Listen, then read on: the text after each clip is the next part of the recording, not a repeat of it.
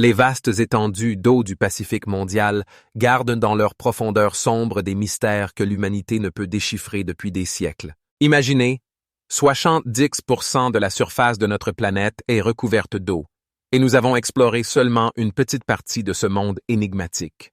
Que cache-t-on là-bas, dans l'obscurité impénétrable où le soleil ne pénètre pas? Le triangle des Bermudes, qui a englouti des dizaines de navires et d'avions sans laisser de traces, les légendes du vaisseau fantôme et d'autres navires hantés, condamnés à errer éternellement sur les vagues avec des équipages morts, des sons étranges et inexplicables, enregistrés par des microphones sous-marins, peut-être le chant d'êtres inconnus, ou les échos de civilisations anciennes disparues sous les eaux il y a des milliers d'années. Et si je vous disais que certains objets sous-marins découverts par les sonars modernes ne peuvent être expliqués scientifiquement? Aujourd'hui, nous nous plongerons dans les mystères les plus effrayants et inexplicables de l'océan, dont beaucoup préfèrent taire l'existence. Préparez-vous. Certaines de ces histoires vous feront voir la mer sous un tout autre angle. La première de ces énigmes nous attire vers une région mystérieuse de l'océan Atlantique, connue sous le nom de Triangle des Bermudes, une zone où la réalité semble s'effacer et où les lois de la physique cessent de s'appliquer. Cette sinistre étendue maritime, délimitée par les Bermudes, la côte de la Floride et Porto Rico, a englouti plus de 500 navires et avions au cours des 2 derniers siècles, entraînant la perte de milliers de vies humaines dans les profondeurs de l'inexplicable. Que se passe-t-il dans ces eaux maudites? Souvenons-nous du 5 décembre 1945, jour où 5 bombardiers de la marine américaine, formant le 29, disparurent mystérieusement lors d'un vol d'entraînement. 14 pilotes expérimentés se sont évanouis dans l'air, comme s'ils n'avaient jamais existé. Les derniers mots transmis par radio, encore aujourd'hui, font frissonner. Tout semble bizarre. Même l'océan n'est pas comme d'habitude. Nous entrons dans l'eau blanche. Nous sommes complètement désorientés. Et l'hydravion de sauvetage, Martin Mariner, envoyé à leur recherche, il a disparu, entraînant avec lui encore 13 personnes. Pas de débris, pas de traces de fuel, pas de corps, rien. Comme si une force invisible effaçait ici tout le matériel de notre réalité. Et le destin mystérieux du cargo Cyclope avec ses 300 marins à bord. En 1918, ce géant a simplement disparu dans les eaux chaudes des Caraïbes sans même envoyer un signal de détresse. Le capitaine, un marin expérimenté avec 20 ans de service, n'a-t-il pas vu approcher le danger? Ou cette menace est-elle survenue si soudainement qu'elle n'a pas laissé le temps de crier à l'aide? Les scientifiques proposent diverses explications à ces disparitions effrayantes. Certains parlent de brusques éruptions de méthane depuis le fond de l'océan, de vastes bulles de méthane hydrate qui peuvent instantanément faire perdre la flottabilité à un navire. D'autres mentionnent des anomalies magnétiques déréglant les instruments de navigation et désorientant les pilotes. Il y a des hypothèses sur des vagues géantes surgissant de nulle part dans un temps clair. Mais pourquoi alors ne reste-t-il pas de débris? Où disparaissent les corps des disparus? Certains chercheurs osent avancer des théories plus audacieuses, des portails temporels s'ouvrant dans cette région, des bases sous-marines de civilisations inconnues, des tourbillons de continuité espace-temps. Les habitants locaux racontent des phénomènes lumineux dans l'eau avant les disparitions, des phénomènes électriques inexplicables, des compas tournant comme fous. Les capitaines ayant traversé ces eaux parlent de sensations de désorientation soudaine, de perte de contact avec les satellites, de montres indiquant une heure erronée. Ce qui est le plus troublant, c'est que de nombreuses disparitions se produisent par temps calme, en pleine mer, sans rien qui laisse présager un danger. Au début des années 2000, malgré les technologies modernes de GPS et de communication par satellite, des navires continuent de disparaître mystérieusement dans cette région. Les dernières recherches du fond marin dans le triangle ont révélé des structures géométriques étranges, rappelant des constructions artificielles, des formations naturelles ou des traces d'une ancienne civilisation. La science ne peut encore donner de réponse claire à la question de pourquoi ces anomalies se produisent précisément dans cette zone de l'océan. Peut-être le triangle des Bermudes n'est-il qu'une fenêtre sur une énigme bien plus vaste liée à notre planète? Car de telles zones anormales ont été découvertes dans d'autres parties de l'océan mondial. En parlant des lieux mystérieux de l'océan, il est impossible de ne pas évoquer la plus grande énigme de l'Antiquité, dont le nom résonne comme un sortilège, suscitant en chaque chercheur une insatiable soif de découverte, l'Atlantide. Ce continent fantôme, décrit par Platon dans ses dialogues Timaeus et Critias, il y a plus de 2300 ans, continue de nous attirer depuis les profondeurs marines par ses mystères et ses trésors inestimables de savoir perdu. Le grand philosophe parlait d'une civilisation puissante, existant il y a 9000 ans avant son époque, d'une île surpassant en taille la Libye et l'Asie réunies, située au-delà des colonnes d'Hercule, le détroit de Gibraltar actuel. Mais ce qui intrigue particulièrement dans ce récit ancien, Platon décrit l'Atlantide avec une précision stupéfiante. Des canaux concentriques entourant la capitale, des temples majestueux ornés d'argent et d'or, des ponts traversant les obstacles aquatiques, des chantiers navals remplis de trirèmes. Les Atlantes, selon lui, maîtrisaient des technologies bien au-delà de leur temps, avaient créé un système d'irrigation parfait, édifiaient des merveilles architecturales et régissaient un empire s'étendant jusqu'à l'Égypte et la Tyrénie.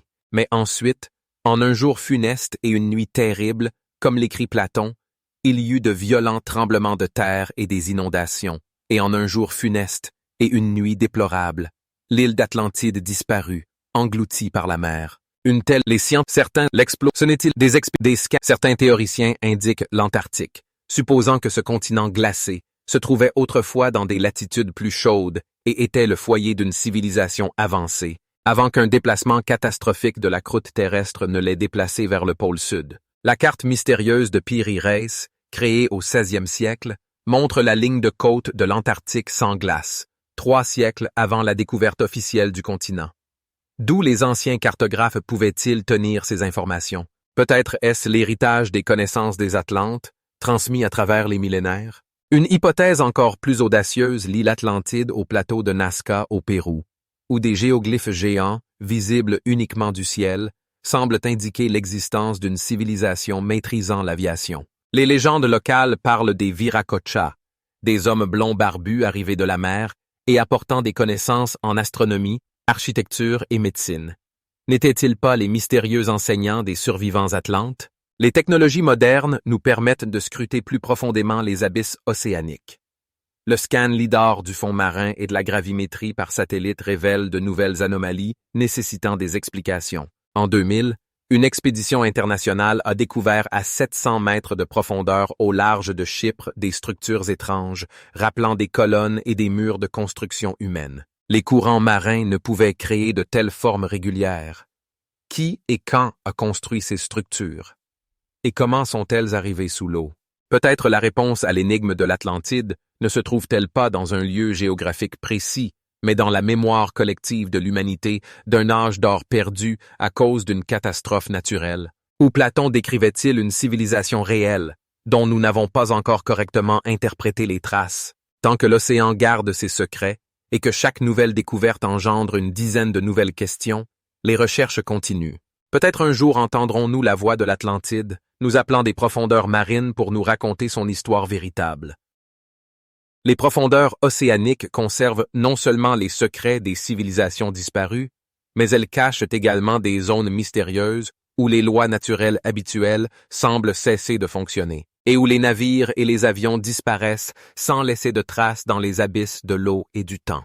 Si le triangle des Bermudes est devenu une sorte de carte de visite des phénomènes marins inexplicables dans l'hémisphère occidental, alors, à l'autre bout de la Terre, le long des côtes asiatiques, se cache une anomalie tout aussi sinistre, la mer du diable, ou, comme l'appellent les Japonais, le triangle du dragon. Cette région énigmatique, située dans l'océan Pacifique au sud-est du Japon, entre les îles de Honshu, Luzon et les îles Bonin, a recueilli au fil des siècles son tribut sombre de navires et de vies humaines. Les légendes japonaises anciennes racontent qu'un dragon marin habite ces eaux et attire les navires dans son royaume sous-marin.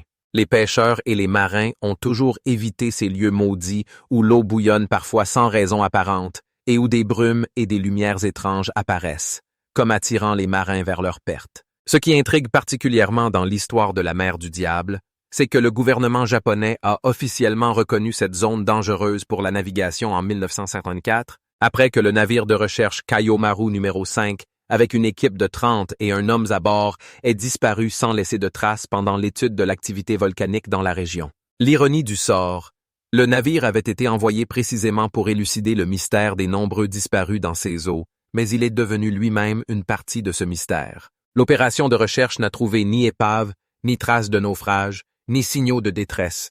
Le navire semblait s'être dissous dans les profondeurs marines. Que s'est-il passé avec ce navire de recherche moderne, équipé de dispositifs avancés et de moyens de communication? Comment 31 marins expérimentés ont-ils disparu sans le moindre signal d'alarme? Certains scientifiques lient les anomalies du triangle du Dragon à une activité tectonique intense dans cette région.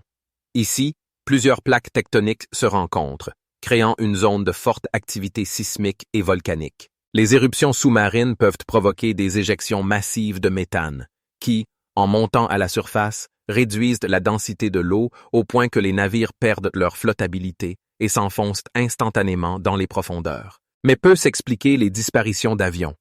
En 1952, un avion de transport militaire américain C-54, avec un équipage de 10 personnes, a disparu dans le ciel au-dessus de la mer du Diable, sans émettre de signal de détresse. L'opération de recherche, impliquant des dizaines de navires et d'avions, n'a trouvé aucune trace de la catastrophe. D'autres chercheurs indiquent des anomalies magnétiques étranges dans cette région. Les compas y montrent souvent des directions erronées et les équipements électroniques tombent en panne. Les pêcheurs japonais racontent des refus soudains et inexplicables des moteurs et des systèmes de navigation, après quoi les navires sont pris dans des courants qui les entraînent au cœur du triangle du Dragon. Les légendes locales racontent également des phénomènes atmosphériques étranges, des brumes soudaines par temps clair et des objets lumineux flottant au-dessus de la surface de la mer. Les pêcheurs décrivent des cas où le temps semblait ralentir ou s'accélérer dans ces eaux. Les horloges montraient des heures fausses, et un trajet qui aurait dû prendre plusieurs heures était parcouru en quelques minutes ou, au contraire, s'étirait sur un jour. Que si la mer du Diable est une sorte de portail vers une autre dimension, un portail temporel à travers lequel les navires et les avions sont transportés dans des réalités parallèles. Cette hypothèse peut sembler fantastique, mais elle n'est pas plus improbable que le fait de disparitions sans trace de navires modernes, avec des équipages sans le moindre signal de détresse. En 1958, le célèbre écrivain et chercheur japonais paranormal Sogo Nakamura a publié un livre intitulé « La mer du diable », où il a recueilli des dizaines de témoignages d'observateurs et de preuves documentaires sur des événements étranges dans cette région. Il a avancé une théorie audacieuse selon laquelle il pourrait y avoir une ville engloutie ou même une base d'une civilisation extraterrestre au fond de la mer du diable, créant un champ énergétique puissant qui affecte les navires et les avions. Bien que cela semble fantastique, des recherches sous-marines ont effectivement découvert sur le fond marin dans cette région des structures étranges rappelant des constructions humaines, des terrasses étagées, des plateformes rectangulaires et même des choses semblables à des pyramides. Sont-ce des formations géologiques naturelles ou des vestiges d'une ancienne civilisation? Et si ce sont des constructions humaines, qui les a créées et quand? La mer du Diable continue de recueillir sa moisson même aujourd'hui. Selon certaines estimations, plus de 1000 navires de différentes tailles ont disparu sans laisser de traces au cours des 100 dernières années. Et bien que les technologies modernes de navigation et de communication aient considérablement rendu la navigation plus sûre, même aujourd'hui, des disparitions inexplicables se produisent. En 2000, un voilier avec 4 marins expérimentés à bord a disparu par temps clair et mer calme. Le dernier message radio était banal. Le capitaine signalait un passage normal du trajet. 1 heure plus tard, la communication s'est interrompue et personne n'a jamais revu ni le voilier ni son équipage. Que cache le triangle du Dragon dans ses profondeurs mystérieuses? Pourquoi cette zone continue-t-elle à attirer des malheurs malgré tous les avertissements et les progrès technologiques? Peut-être la réponse se trouve-t-elle à la croisée de la géologie, de l'océanographie et de la physique quantique? Ou peut-être sommes-nous confrontés à un phénomène dépassant les limites de la science moderne? Tant que la mer du diable garde ses secrets, elle reste l'une des plus sinistres et des plus inexplicables énigmes des océans du monde, nous rappelant que même à l'ère des vols spatiaux et de l'intelligence artificielle, notre planète cache des mystères qui défient toute explication rationnelle.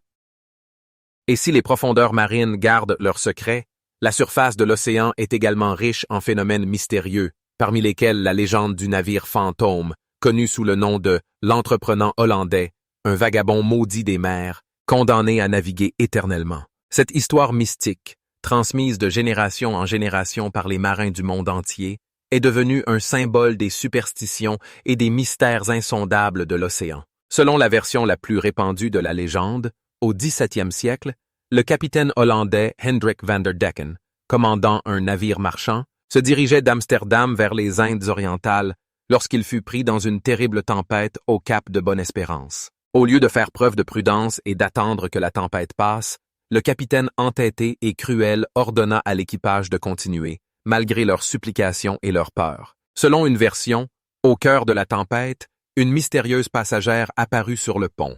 Certains disent qu'il s'agissait du diable en personne, qui offrit son aide pour traverser la tempête. Dans un accès de fierté ou de désespoir, le capitaine conclut un pacte avec les forces obscures, jurant de naviguer autour du cap jusqu'à la fin des temps, même si cela prendrait une éternité. Selon une autre version, lorsque l'équipage se révolta, exigeant de faire demi-tour, le capitaine, furieux, s'écria « Je passerai ce cap, même si cela doit durer jusqu'au jour du jugement. » Ces paroles blasphématoires furent entendues par des forces supérieures, et en un instant, un terrible sort fut jeté sur le navire.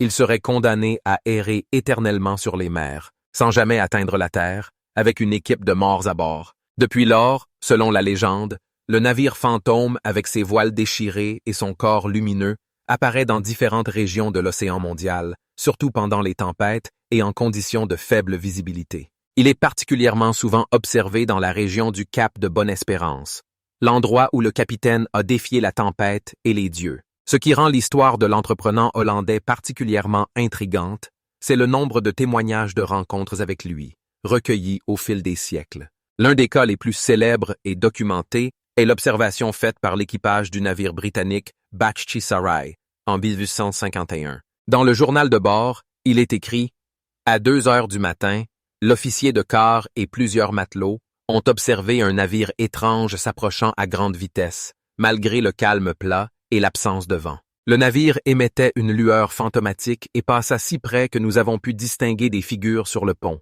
Elles se déplaçaient comme si elles effectuaient des tâches maritimes ordinaires, mais leurs mouvements étaient mécaniques, inhumains. Le capitaine, un homme grand avec un visage pâle et des yeux brûlants, se tenait sur le pont, tenant quelque chose de similaire à une lunette d'approche ancienne. Lorsque le navire passa, nous entendîmes des sons étranges, ni des gémissements, ni des chants dans une langue inconnue. Quelques minutes plus tard, le navire se fondit dans le brouillard, bien que le ciel soit clair.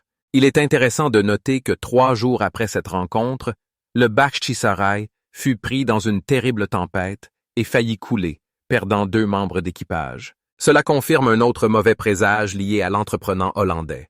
Toute rencontre avec lui annonce une catastrophe, souvent un naufrage ou la mort de quelqu'un de l'équipage. La tradition maritime dit qu'il ne faut jamais répondre ou accepter quoi que ce soit de la part du navire fantôme lorsqu'il essaie de transmettre un message à un navire de passage. Tout contact avec le navire maudit peut propager la malédiction au navire de passage. Il est intéressant de noter qu'au 19e siècle, à l'apogée de la marine à voile, les rapports de rencontres avec l'entreprenant hollandais étaient si nombreux et suscitaient une telle frayeur parmi les marins que l'amirauté britannique a même publié un circulaire spécial ordonnant aux capitaines des navires de guerre de consigner ses observations dans les journaux de bord avec le plus de détails possible. L'un des témoins les plus célèbres de l'apparition du navire fantôme est devenu le futur roi du Royaume-Uni, George V, qui, en tant que jeune officier de marine sur le navire Bacchante en 1881, observa avec 12 membres de l'équipage un étrange éclat rouge du navire avec des voiles fantomatiques au large de l'Australie. Il est intéressant de noter que le matelot de quart qui a vu l'entreprenant hollandais pour la première fois est tombé du mât le lendemain et est mort. Un autre témoignage de la réputation funeste du navire fantôme. Il existe également des témoignages modernes de rencontres avec ce navire mystérieux. En 1939, l'équipage du navire-école allemand Pader a rapporté l'observation d'un navire ancien qui naviguait contre le vent et disparaissait soudainement, comme s'il se fondait dans l'air. Et en 2004, un groupe de touristes sur un paquebot de croisière au large de l'Afrique du Sud a photographié un étrange éclat sur l'horizon, qui, agrandi, rappelait les contours d'un navire à voiles anciens. Les sceptiques, bien sûr, expliquent toutes ces observations par des illusions optiques, des mirages ou des hallucinations causées par la fatigue et le mal de mer. Le phénomène de la Fata Morgana, un mirage complexe où des objets éloignés sont vus de manière déformée, peut effectivement créer l'impression de navires volants, surtout dans des conditions de réfraction lumineuse inhabituelles au-dessus de la surface de l'océan. Mais peut-il expliquer tous les cas d'observation de l'entreprenant hollandais, surtout ceux où il a été vu simultanément par des dizaines de personnes? Selon une autre version de la légende, la malédiction de l'entreprenant hollandais ne peut être levée que lorsque le capitaine Van der Decken trouvera une femme qui consentira volontairement à partager son sort et lui restera fidèle jusqu'à la fin. Cette interprétation romantique de la légende a trouvé son reflet dans l'opéra de Richard Wagner, L'entreprenant hollandais, où le capitaine obtient une fois tous les 7 ans le droit de mettre pied à terre pour trouver une femme capable de racheter ses péchés par son amour et sa fidélité. Mais parviendra-t-il un jour au capitaine maudit à trouver la paix? Ou sa destinée est-elle de vagabonder éternellement sur les vastes étendues de l'océan, apparaissant devant les marins effrayés comme un présage de malheur et un rappel que même dans notre siècle technologique, la mer restait une force pleine de mystères et de dangers, indépendante de l'homme? Cette énigme, comme de nombreux autres mystères marins, reste non résolue, continuant à fasciner l'imagination et nous rappelant que la frontière entre la réalité et la légende, entre la connaissance scientifique et l'expérience mystique, est parfois floue, surtout lorsqu'il s'agit des immenses étendues de l'océan mondial. Mais ce ne sont pas seulement les mystères des profondeurs marines et la surface de l'océan qui cachent des secrets inexplorés. Le continent aussi garde ses énigmes, et l'une des plus intrigantes se trouve sur un petit îlot au bord oriental du Canada. L'île d'Oak, située dans la baie de Mahon de la province de la Nouvelle-Écosse, fascine depuis plus de 2 siècles les chercheurs de trésors par sa principale énigme, le mystérieux puits de l'or, un vaste puits creusé dans le sol qui, selon de nombreuses légendes, cache des richesses inestimables, protégées par un système ingénieux de pièges et, peut-être un ancien sortilège. L'histoire de cette énigme a commencé en 1795, lorsqu'un jeune homme nommé Daniel McGuinness a découvert sur l'île un étrange creux dans le sol sous un vieux chêne, avec des branches coupées et des marques sur le tronc. Des signes évidents que des travaux avaient été effectués ici.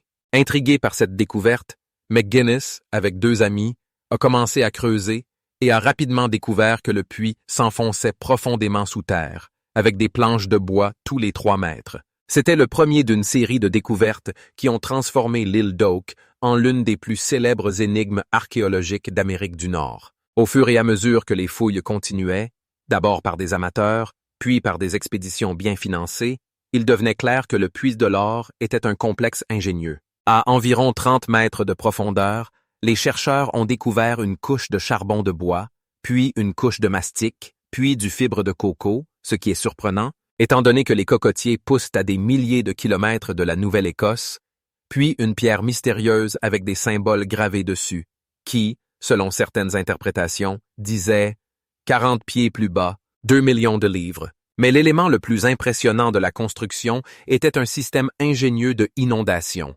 Lorsque les fouilles atteignaient une certaine profondeur, le puits commençait à se remplir d'eau de mer à travers un réseau de tunnels latéraux soigneusement conçus, reliant le puits de l'or à l'océan. Ce système était si efficace que, au cours des plus de 2 siècles de tentatives, personne n'a réussi à atteindre le trésor supposé, bien que des personnalités célèbres comme Franklin D. Roosevelt, qui était jeune membre d'une société de recherche de trésors de l'île d'Oak, soient venus sur l'île. Mais qu'est-ce qui peut être caché dans ce puits mystérieux? Les théories à ce sujet sont nombreuses. Certains chercheurs pensent qu'il pourrait y avoir des trésors des célèbres pirates, Barbe Noire ou Capitaine Kidd. D'autres affirment que le puits de l'or cache les bijoux de la couronne française, dérobés pendant la Révolution française. Il existe une version selon laquelle le puits cache des archives et des trésors des Templiers, peut-être même le Saint Graal ou l'Arche d'Alliance. Il y a aussi des hypothèses plus exotiques, des manuscrits de Shakespeare qui prouveraient que les pièces étaient écrites par Francis Bacon, jusqu'aux traces d'activités de civilisation extraterrestre.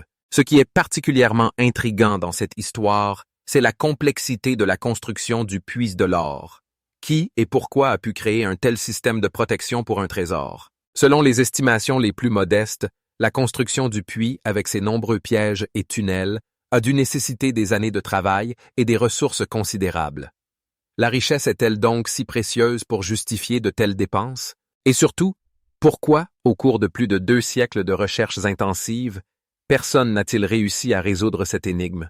Peut-être que ce n'est pas seulement à cause des obstacles techniques, mais aussi d'un sortilège maléfique qui, selon les légendes locales, protège le trésor. Pendant une légende, mais même des géoradars et un équipement de forage complexe. En 2000, il existe quoi qu'il en notre planète et qui, ou peut-être nous rappelle, mais laisse peut-être la découverte la plus intrigante parmi celles-ci est le mystérieux monument sous-marin situé au large de l'île japonaise de Yonaguni, un colossal édifice de pierre découvert en 1987 par le plongeur Kiheichiro Aratake. Cette structure imposante, rappelant une pyramide à gradins avec des terrasses, des plateformes et même des routes, suscite l'étonnement par ses angles droits parfaits et ses surfaces lisses.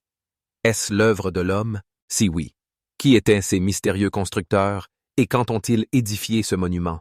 Selon les données géologiques, cette région pouvait se trouver au-dessus de la surface de la mer il y a au moins 10 000 ans, ce qui nous ramène à l'époque du dernier âge glaciaire, bien avant l'émergence des civilisations anciennes connues. Certains chercheurs, y compris le professeur Masaki Kimura, après de nombreuses années de plongée, affirment avoir découvert sur le monument des traces de taille de pierre, des marches, des colonnes et même des bas-reliefs représentant des visages humains. D'autres spécialistes soutiennent qu'il s'agit d'une curieuse œuvre de la nature, le résultat de l'érosion naturelle et des processus tectoniques. Mais si l'on accepte l'hypothèse d'une origine artificielle, alors une fascinante possibilité émerge.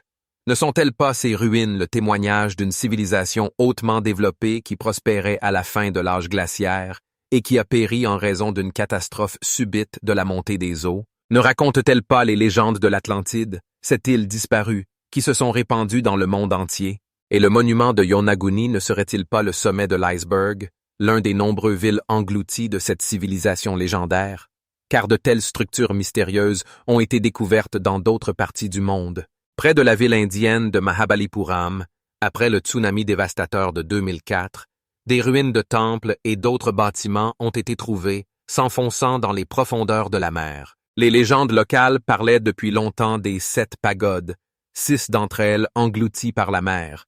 Et maintenant, il semble que ces légendes trouvent une confirmation matérielle. Que dire de la ville sous-marine de Pavlopétrie, située au large de la Grèce, dont l'âge est estimé à 5000 ans? Ici, à quelques mètres de profondeur, des archéologues ont découvert une ville entière avec des rues, des bâtiments et même un cimetière, ou des structures mystérieuses au large de Cuba, découvertes grâce à l'hydrolocalisation à plus de 700 mètres de profondeur, des géantes pyramides et autres structures géométriquement parfaites qui, si elles sont d'origine artificielle, devraient avoir été englouties sous l'eau il y a au moins 15 000 ans. Ce qui est particulièrement intriguant dans ces découvertes sous-marines, c'est leur lien avec les mythes et légendes de différentes cultures. Presque chaque culture ancienne possède des récits de grands déluges ayant détruit une civilisation précédente. De l'histoire biblique de Noé à l'épopée sumérienne de Gilgamesh, des Puranas indiens aux légendes des Amérindiens, partout nous trouvons des échos de cette catastrophe liée à l'eau. Ne serait-ce pas que tous ces mythes ont une base historique réelle? Peut-être, à la fin de l'âge glaciaire, lorsque de vastes masses de glace fondaient rapidement, faisant monter le niveau des océans du monde, existait-il une civilisation développée dont les villes disparaissaient une à une sous l'eau? Imaginez la dramatique de cette situation. Des êtres humains, ayant atteint un haut niveau de développement, observent impuissants la mer engloutir leur monde. Peut-être est-ce que cette catastrophe qui a engendré les nombreuses légendes de déluge, préservées dans la mémoire collective de l'humanité? Mais si une telle civilisation existait, pourquoi ne trouvons-nous pas d'autres traces de son existence, à part ces mystérieuses structures sous-marines? Où sont leurs technologies, leur écriture, leur art? Où tous ces artefacts reposent-ils également au fond de l'océan, attendant leur heure? Peut-être ne savons-nous pas reconnaître les traces de cette ancienne culture, tant elle différait de tout ce que nous connaissons. Les technologies modernes de l'archéologie sous-marine commencent à lever le voile sur ces mystérieuses ruines. L'utilisation de méthodes avancées de cartographie du fond marin, de robots sous-marins et de modélisation en 3 dimensions permet aux chercheurs d'étudier ces objets avec une précision sans précédent. Mais chaque nouvelle découverte semble poser plus de questions qu'elle n'apporte de réponses. Peut-être la clé du mystère des villes englouties se trouve-t-elle non seulement dans les profondeurs marines, mais aussi dans les anciens textes que nous n'avons pas encore appris à interpréter correctement, ou dans la mémoire génétique de l'humanité, conservant des échos de cette catastrophe lointaine. Quoi qu'il en soit, ces silencieux témoins sous-marins du passé continuent d'attirer les chercheurs, nous rappelant la fragilité des civilisations humaines face aux forces de la nature, et que l'histoire de notre espèce peut être bien plus longue et complexe que nous ne le pensons. Et qui sait quelles autres découvertes fascinantes nous attendent dans les profondeurs de l'océan, cette dernière frontière inexplorée de notre planète? Ce n'est pas la seule énigme cachée dans l'immensité des océans. Concentrons-nous sur les aspects plus sombres et mystiques des vastes étendues marines, les légendes de monstres marins qui ont effrayé et fasciné l'humanité pendant des siècles. L'horreur des profondeurs, dont parlent les anciens contes, fait frissonner quiconque a déjà contemplé les eaux sans fond.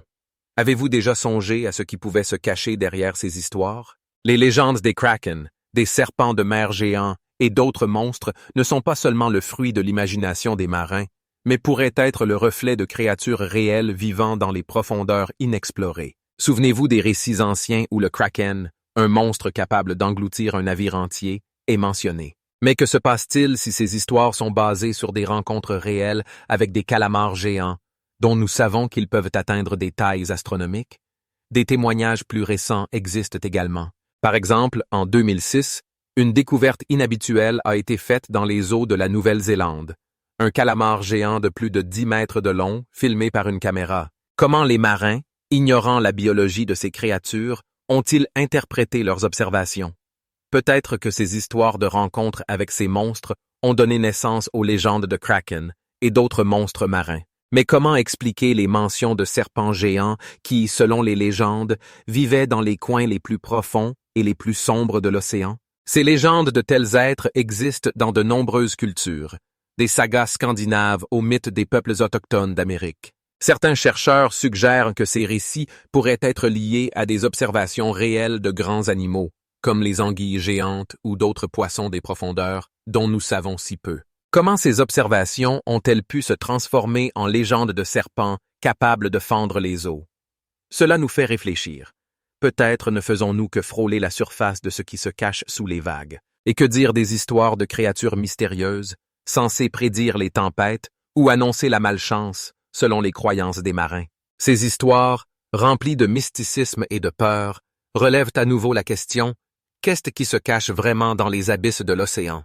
A-t-il un sens de chercher la vérité parmi les légendes, même si les technologies les plus modernes ne peuvent pas explorer complètement les profondeurs marines? Certains scientifiques pensent que les océans pourraient abriter des créatures non seulement réelles, mais aussi uniques, sans équivalent sur Terre. Par exemple, les recherches sous-marines ont révélé de nombreux nouveaux types d'animaux qui semblent extraterrestres. Comment pouvons-nous être sûrs qu'il n'y en a pas parmi eux qui ont servi de base aux légendes? Chaque nouveau type découvert dans les eaux profondes ouvre devant nous un océan de nouvelles questions. Peut-être est-ce que seulement un indice que l'océan est plein de mystères à élucider. Mais quelles sont les limites de notre compréhension? Peut-être les légendes de monstres marins ne sont-elles pas seulement des images du passé, mais le reflet de notre peur de l'inconnu? Et même si nous ne trouvons pas de preuves de l'existence de ces créatures, reste ouverte la question. Qu'est-ce qui se cache encore dans les profondeurs de l'océan? Combien de merveilles et d'horreurs nous attendent encore dans ces eaux sans fond? Pourrons-nous jamais percer les mystères qui y étaient enfouis depuis si longtemps? Peut-être est-ce là la véritable nature des légendes marines, dans l'effort de l'humanité à comprendre ce qui ne peut être expliqué, et dans la quête de réponses à des questions qui, peut-être, ne recevront jamais de réponse définitive. Les objets sous-marins non identifiés, ou ovnis, représentent une autre énigme enveloppée dans un voile de mystère, comme des ombres glissant dans les profondeurs de l'océan. Combien de fois avons-nous entendu parler de rencontres mystérieuses avec ces phénomènes, lorsque des témoins, remplis de confusion et d'incertitude, racontent des objets lumineux étranges qui se déplacent à une vitesse incroyable sous l'eau, laissant derrière eux des traces énigmatiques. Par exemple, en 2005, dans les eaux du Pacifique, un groupe de chercheurs a rencontré quelque chose qui, selon eux, ressemblait à un grand disque, qui a plongé rapidement dans les profondeurs, laissant derrière lui des cercles d'eau continus. Comment expliquer de tels phénomènes? S'agit-il de résultats d'expériences militaires ou de quelque chose de bien plus mystérieux? Certains théoriciens affirment que les ovnis pourraient être des manifestations d'une présence extraterrestre, qui pourrait étudier notre planète tout en se cachant de notre regard. Mais comment est-ce possible, alors que nous n'avons toujours pas de preuves claires de l'existence de civilisations extraterrestres? Il existe également de nombreux témoignages selon lesquels les forces armées de différents pays ont maintes fois enregistré des manœuvres sous-marines étranges qui ne peuvent être expliquées. Que ces objets soient le résultat de développements secrets dont nous ne savons rien. Comment est-il possible que des technologies que nous considérions comme impossibles existent déjà, cachées du public? Et ne faut-il pas s'interroger sur le fait que de telles observations se produisent à proximité de bases militaires et de polygones d'essai? Ces ovnis pourraient-ils être des marionnettes dans un jeu plus grand dont nous ne soupçonnons même pas l'existence? Mais ce ne sont pas les seules théories à considérer. Certains chercheurs suggèrent que ces objets pourraient être des manifestations de phénomènes naturels inconnus, qui restent encore au-delà de notre compréhension. Quel impact les profondeurs océaniques peuvent-elles avoir sur les lois physiques que nous considérons comme immuables? Regardez des exemples où des volcans sous-marins ont créé des formes géométriques inhabituelles dans l'eau qui pourraient facilement être prises pour des structures artificielles. Quelles sont les limites de notre compréhension de la nature, même pour les scientifiques les plus expérimentés qui se trouvent confrontés à des énigmes qui ne peuvent être expliquées? Ces questions n'ont peut-être pas de réponse définitive, mais elles font partie intégrante de notre quête pour percer les mystères des profondeurs marines. À chaque nouveau témoignage d'OVNI, nous nous trouvons face à la pensée que l'océan pourrait être non seulement le domicile d'êtres extraordinaires, mais aussi un réservoir de nombreuses autres énigmes. Combien de mystères sont encore cachés sous les eaux, attendant d'être découverts? Pourrons-nous jamais comprendre la véritable nature de ces phénomènes? Ou resterons-nous à jamais prisonniers de nos conjectures et spéculations? Une chose est certaine, les objets sous-marins non identifiés ne sont qu'une autre couche dans la tapisserie des mystères qui entourent notre monde. Et dans cet océan de mystères non résolus, peut-être ne faisons-nous que frôler la surface, prêts à plonger dans les profondeurs inexplorées, où chaque mouvement pourrait être la clé de compréhension de ce qui nous attend dans l'avenir. Les sons mystérieux des profondeurs océaniques, la voix des abysses. Tandis que nous tentons de percer les mystères des objets sous-marins inexplicables, une autre énigme des profondeurs marines attire l'attention des chercheurs. Les sons mystérieux qui, semblables à des appels des profondeurs, pénètrent dans notre monde. Parmi les sons les plus célèbres, il y a le phénomène connu sous le nom de bloop. En 2006, lorsque les scientifiques ont enregistré ce puissant son, de nombreux scientifiques ont été déconcertés par sa source. Le son, enregistré à une profondeur de plus de 3000 km, a produit une impression comme si quelqu'un ou quelque chose pouvait l'émettre au cœur de l'océan. Comment est-il possible que nous, avec toute notre technologie moderne, ne puissions pas expliquer d'où proviennent ces sons? Quelle est la nature du bloop? Certains chercheurs suggèrent qu'il pourrait être le résultat d'une activité géologique liée au mouvement des plaques tectoniques ou à des volcans sous-marins qui, en état de repos, se réveillent soudainement, créant des sons assourdissants. Mais que se passe-t-il si ce n'est pas aussi simple? Que si le bloop est le signe d'une chose plus mystérieuse et incompréhensible?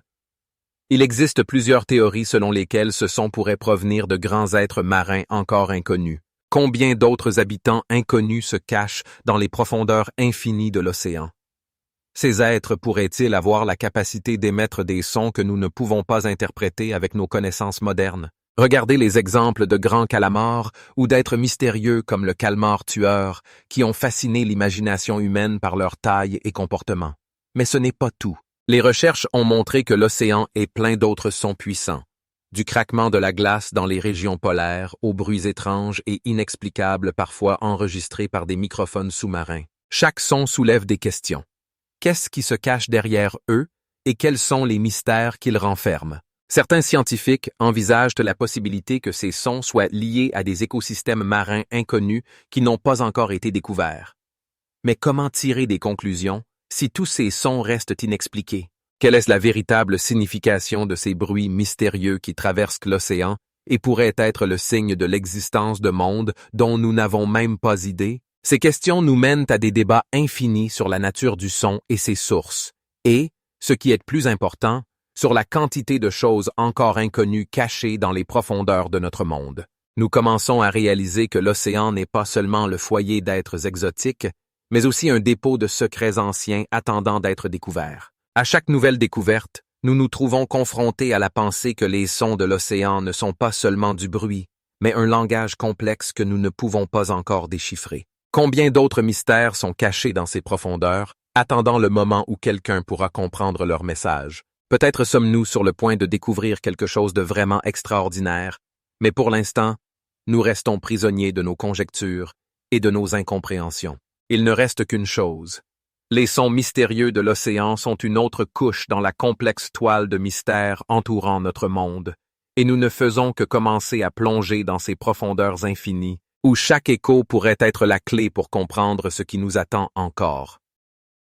Les îles fantômes, terres disparues. Tandis que les sons mystérieux de l'océan continuent de stimuler notre imagination, concentrons-nous sur d'autres aspects énigmatiques des mers et des océans. Les îles fantômes qui ornaient jadis les cartes anciennes et qui semblent maintenant se dissoudre dans l'immensité bleue. Ces terres mythiques, mentionnées dans les travaux scientifiques et les atlas maritimes, suscitent de nombreuses questions. Comment ont-elles pu disparaître et que s'est-il vraiment passé avec ces territoires énigmatiques? Un des exemples les plus célèbres est l'île de Saint-Brandon, une terre légendaire située quelque part dans l'océan Atlantique, que l'on raconte avoir été découverte par un moine au VIe siècle. Cependant, malgré toutes les recherches, les chercheurs modernes n'ont toujours pas réussi à la trouver. Il existe des hypothèses selon lesquelles Saint-Brandon n'était qu'une erreur de cartographe qui, se basant sur des traditions orales, ont créé des images de lieux inexistants. Mais comment est-ce possible? Comment a-t-il pu se faire que des îles entières, basées sur les témoignages de voyageurs, n'aient jamais été trouvées? Peut-être certaines d'entre elles existaient vraiment, mais ont été victimes de catastrophes naturelles. L'activité volcanique, par exemple, peut submerger des terres en quelques minutes, et de tels cas ont vraiment eu lieu dans l'histoire. Il existe de nombreux témoignages de l'effondrement de îles entières sous les vagues, ne laissant que des traces sur les cartes et dans la mémoire des marins. Mais ce n'est pas la seule explication. Certains chercheurs suggèrent que les îles fantômes pourraient être liées à des changements de niveau de la mer, causés par le réchauffement climatique, qui pouvaient également entraîner l'inondation de territoires prospères. Mais que se serait-il passé si ces terres n'étaient pas seulement des îles, mais des civilisations entières, dotées de connaissances et de technologies extraordinaires? Comment est-il possible que, avec les moyens d'investigation modernes, nous ne puissions toujours pas expliquer leur disparition? Peut-être ne savons-nous pas toute la vérité sur les anciens peuples qui auraient pu créer leur société dans des lieux maintenant cachés sous les vagues de l'océan. Toutes ces théories, de l'erreur cartographique aux civilisations disparues, ne font qu'attiser l'intérêt pour les mystères des îles fantômes. Sur les cartes anciennes, on peut voir non seulement des noms, mais aussi des images qui font penser que ces terres existaient vraiment. Certaines d'entre elles sont décrites comme des coins de paradis, avec des jardins fleuris et des rivières pures. Mais que se cache-t-il derrière ces visions? D'un autre côté, nous avons des témoignages de habitants locaux qui racontent des rencontres avec ces îles, leur culture et la manière dont elles ont disparu aussi soudainement qu'elles étaient apparues. Mais malgré tous les efforts, le mystère des îles fantômes reste non résolu. Ces terres disparues pourraient bien contenir les clés pour comprendre notre passé, et même aujourd'hui, nous ne pouvons qu'imaginer combien de tels mystères l'océan cache encore. Combien d'îles inconnues pourraient bien se cacher sous la surface de l'eau, attendant que leurs histoires soient racontées à nouveau? Qui étaient leurs habitants et que pourraient-ils avoir laissé derrière eux? Ces questions continuent de tourmenter les chercheurs et les amateurs de mystères, et peut-être un jour pourrons-nous résoudre les énigmes qui nous résistent. Mais tant que l'océan pendant des nous avons mais que nous ne peut-il et quels en découvre chaque fois. Nous vous invitons à partager vos histoires les plus effrayantes ou vos théories maritimes dans les commentaires. Peut-être vos mots deviendront-ils une partie de la prochaine chapitre de ce récit sans fin sur les mystères de l'océan. Et n'oubliez pas de vous abonner à notre chaîne pour continuer à plonger dans le monde des mystères, où chaque nouvelle série ouvre une porte sur l'inconnu. Mais souvenez-vous, ceci n'est qu'une petite partie des secrets marins, et dans les profondeurs de l'océan, de nombreuses énigmes non résolues continuent de se cacher, attendant peut-être un jour d'être découvertes, ou peut-être jamais.